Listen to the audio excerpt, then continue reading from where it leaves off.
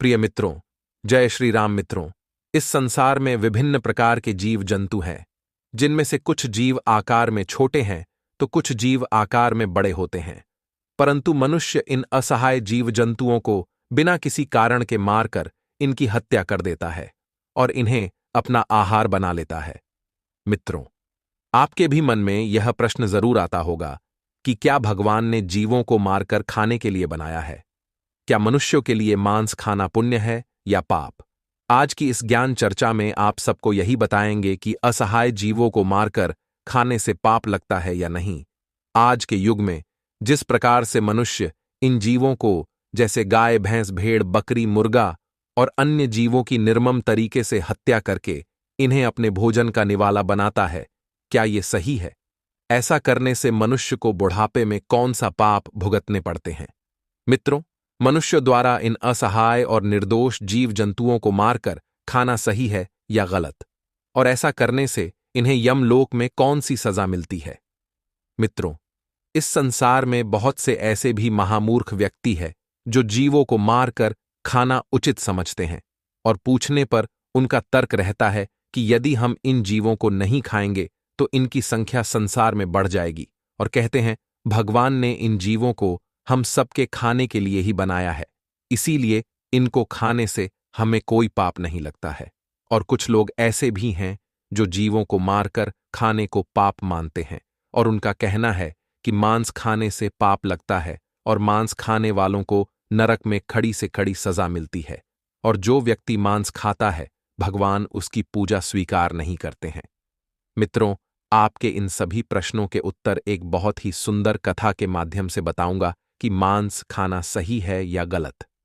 चलिए मित्रों, विलंब न करते हुए कथा को प्रारंभ करते हैं। मित्रों, त्रेता युग में जब भगवान श्री राम माता कैकेयी के कहने पर उनके पिता राजा दशरथ के आज्ञानुसार 14 वर्ष का अपना वनवास का समय व्यतीत कर रहे थे, तभी एक दिन प्रातःकाल माता सीता पूजा के लिए पुष्प तोड़ने गई थीं, तो उन्होंने देखा बहुत सारे मनुष्य जंगल में छोटे छोटे जीवों को मारकर उन्हें अपना भोजन बना रहे थे।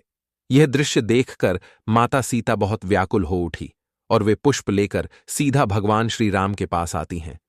मित्रों, माता सीता को इतना चिंतित देखकर भगवान श्री राम ने कहा, सीते क्या बात है, आज इतना चिंतित क्यों हो? भगवान श्री राम के मुख से यह सुनकर माता सीता ने कहा, प्रभु, मैंने आज एक ऐसा दृश्य देखा जिसे देखने के बाद मेरा मन व्याकुल हो उठा, और मेरे मन में एक प्रश्न उठ रहा है, और मैं चाहती हूं कि आप मुझे उस प्रश्न का उत्तर देकर मेरे इस व्याकुल मन को शांत करें। तो भगवान श्री राम ने कहा, हे सीते, तुम्हारे मन में कौन सा प्रश्न उठ रहा है, मुझे निश्चिंत होकर बताओ तो। माता सीता ने कहा, प्रभु, मनुष्य द्वारा इन छोटे छोटे जीवों को मारकर खाना पाप है या पुण्य है, और मनुष्य इन्हें मारकर क्यों खाता है? भगवान श्री राम मुस्कुराते हुए बोले, देवी सीता, आपके इन प्रश्नों का उत्तर मैं तुम्हें एक कथा के माध्यम से दूंगा, जिसे सुनने के बाद तुम्हें पता चल जाएगा कि मांस खाना पाप है या पुण्य है। फिर भगवान राम कथा सुनाना प्रारंभ करते हैं। कहते हैं कि प्राचीन काल में विदेह नाम का एक अत्यंत सुंदर राज्य था, जिसमें चंद्रसेन नाम का राजा राज्य करता था। उसके शासन व्यवस्था से प्रजा बहुत खुश थी। राजा चंद्रसेन के 2 पुत्र और एक पुत्री थी। पुत्री का नाम राजनंदिनी था। कुछ समय बाद राजा चंद्रसेन ने राजकुमारी का विवाह कर दिया। विवाह में राजा ने समस्त नगरवासियों को खाने पर बुलाया, और सभी नगरवासी राजकुमारी राजनंदिनी के विवाह में शामिल होने के लिए गए। राजा चंद्रसेन ने 2 तरह के भोजन बनवाए थे, एक शाकाहारी भोजन और दूसरा मांसाहारी भोजन। मांसाहारी भोजन में उसने बकरी, मुर्गा, मछली आदि बनवाया था। नगरवासियों को भोजन के लिए बकरी, मुर्गा और मछली का मांस परोसा गया। कुछ नगरवासियों ने बहुत चाव से खाया, और जो लोग मांस खाना पाप मानते थे उन्होंने शाकाहारी भोजन खाया। और सभी नगरवासियों के भोजन करने के बाद राजा चंद्रसेन ने देखा कि कुछ नागरिकों ने तो भोजन में मांस, मछली खा ली, परंतु कुछ लोगों ने तो इसको हाथ भी नहीं लगाया, और बहुत सा खाना व्यर्थ हो गया।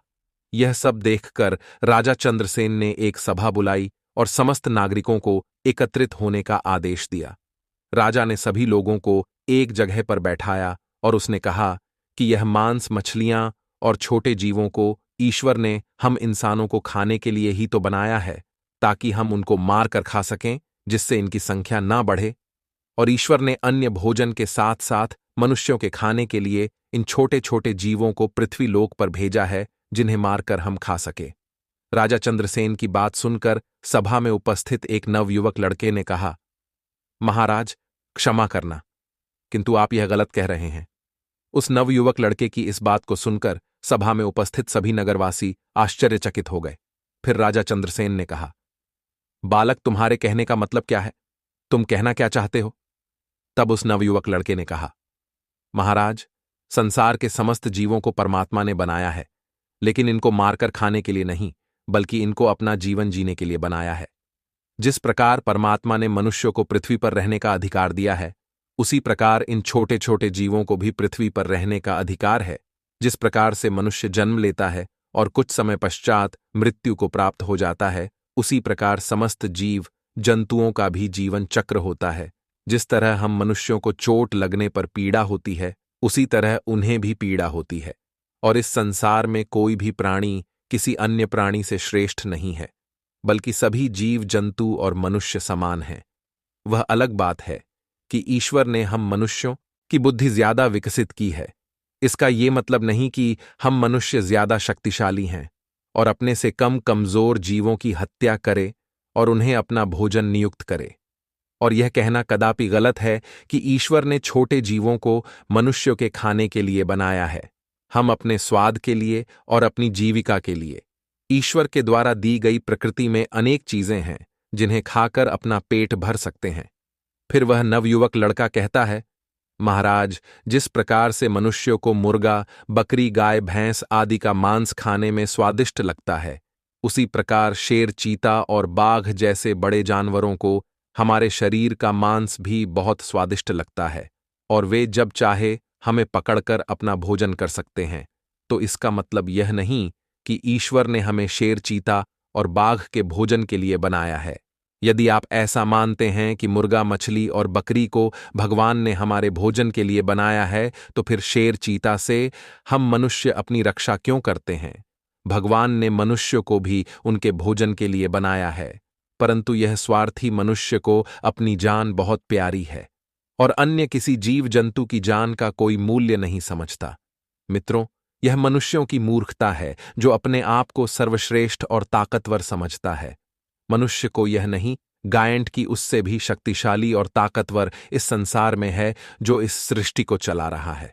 मित्रों, उस नवयुवक लड़के की बात सुनकर राजा चंद्रसेन मूक होकर उसे देखते रह गए।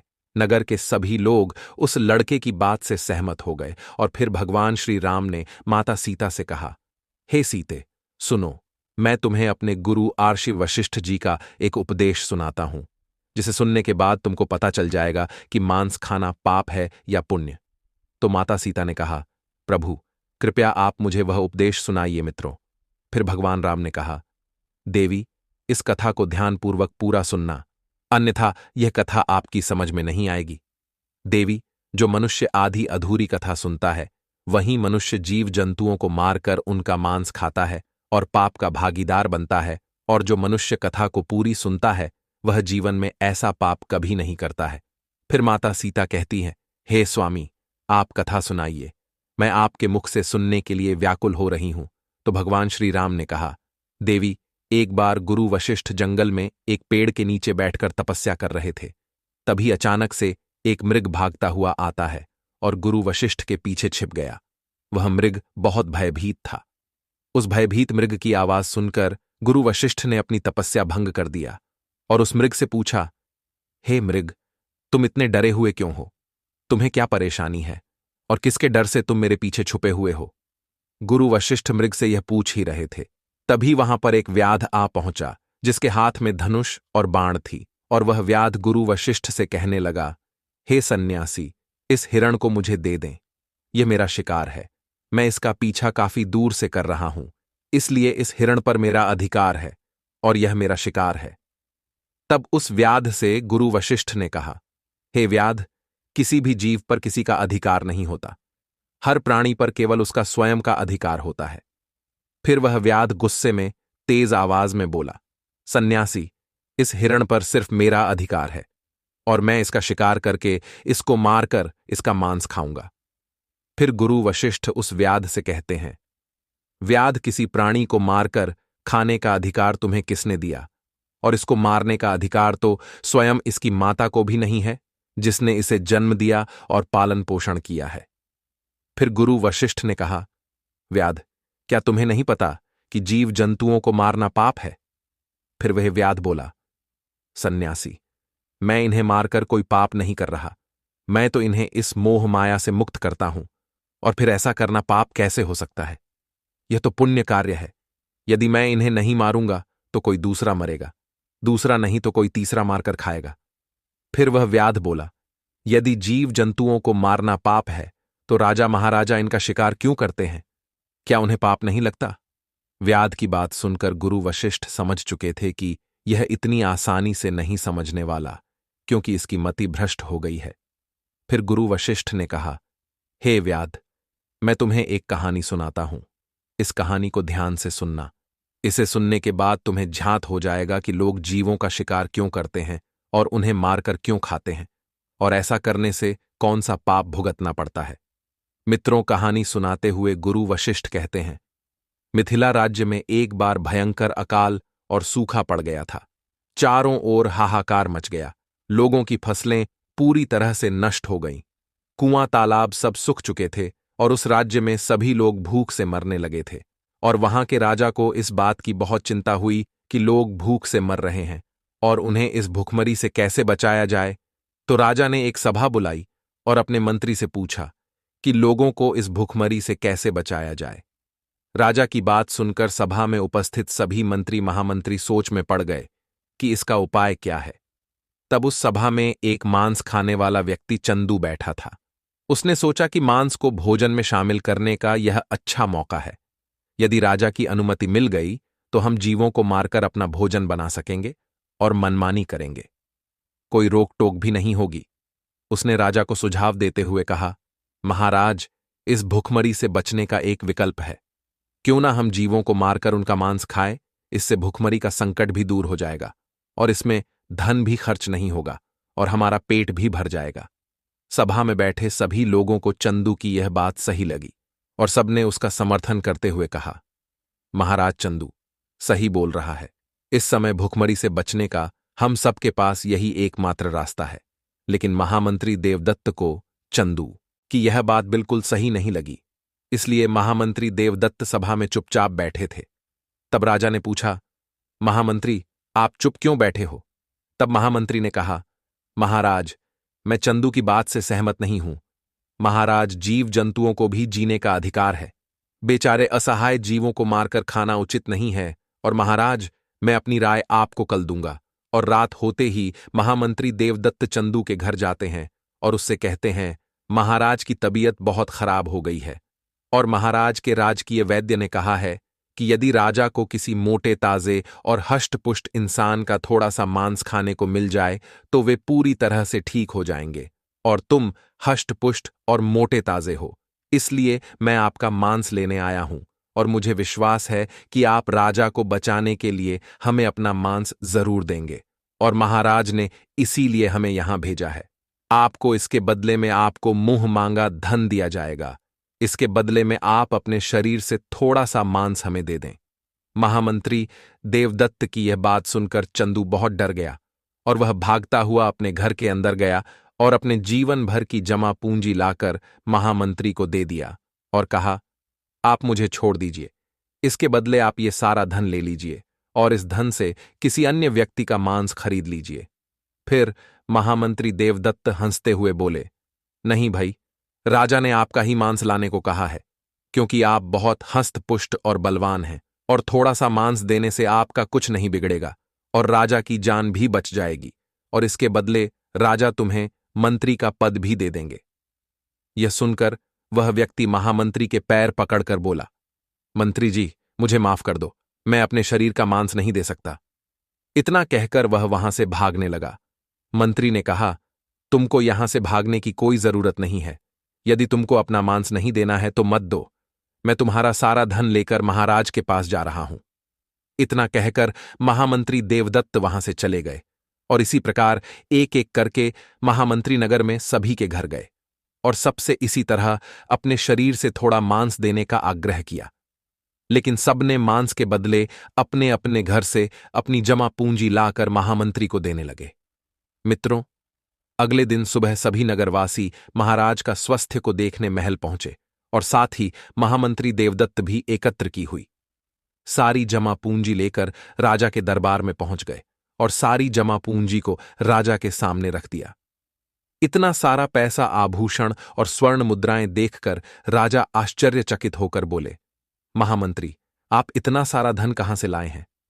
तब महामंत्री देवदत्त ने राजा को मांस वाली पूरी बात बताई और कहा, महाराज, मैं इन लोगों के घर गया था और झूठ मूठ के बोला कि महाराज की तबीयत बहुत खराब है और उन्हें थोड़े से मांस की जरूरत है, और इस तरह करके सबके घर गया और सबसे यही बात कही तो सबने मांस देने से मना कर दिया और सबने इसके बदले यह धन दिया है।